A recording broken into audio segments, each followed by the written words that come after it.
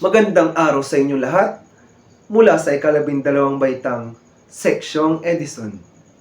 Ako po si Mark Jeffrey J. Prepose at ito ang aking talumpati ukol sa Bagyong Christine na isang napapanahong isyu ngayon sa ating bansa.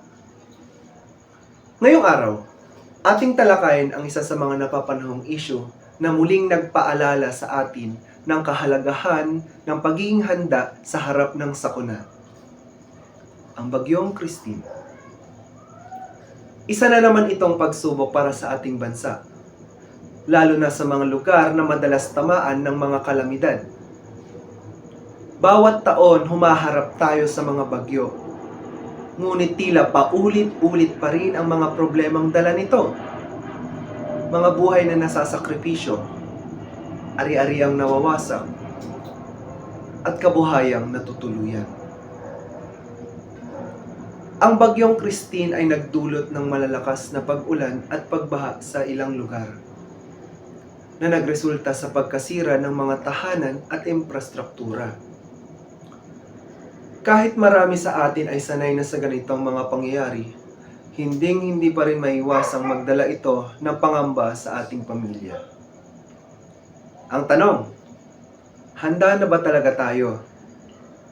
Ano ang mga hakbang na ginagawa natin upang ang mga sakunang tulad nito ay hindi na makasira ng labis sa ating bayan? Una, ang kahandaan sa bagyo ay hindi lamang responsibilidad ng pamahalaan, kundi ng bawat isa sa atin. Importante ang pagkakaroon ng tamang kaalaman sa kaligtasan at mga plano sa oras ng sakuna. Hindi sapat ang pagbibigay ng babala sa telebisyon at radyo.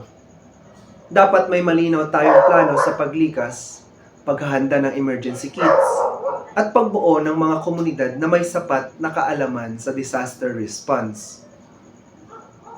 Pangalawa, kailangan natin ng mas epektibong mga programa mula sa pamahalaan upang suportahan ang mga komunidad, lalo na ang mga nasa malalayong lugar.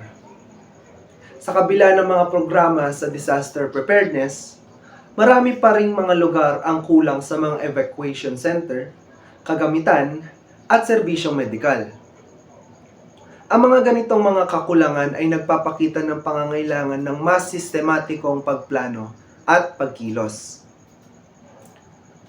Higit sa lahat, ang pangyayaring dala ng Bagyong Christine ay paalala sa ating lahat na ang pagbabago ng klima ay may direktang impekto sa ating kaligtasan. Mas lumalakas ang mga bagyo, mas tumataas ang pagbaha, mas nagiging mapanganib ang bawat sakuna. Kaya naman, mahalaga ang ating pangako sa pagtutulungan para sa kapaligiran. Mula sa pagprotekta ng ating kalikasan hanggang sa pagtutulungan upang mabawasan ang epekto ng mga sakunang dala ng bagyo.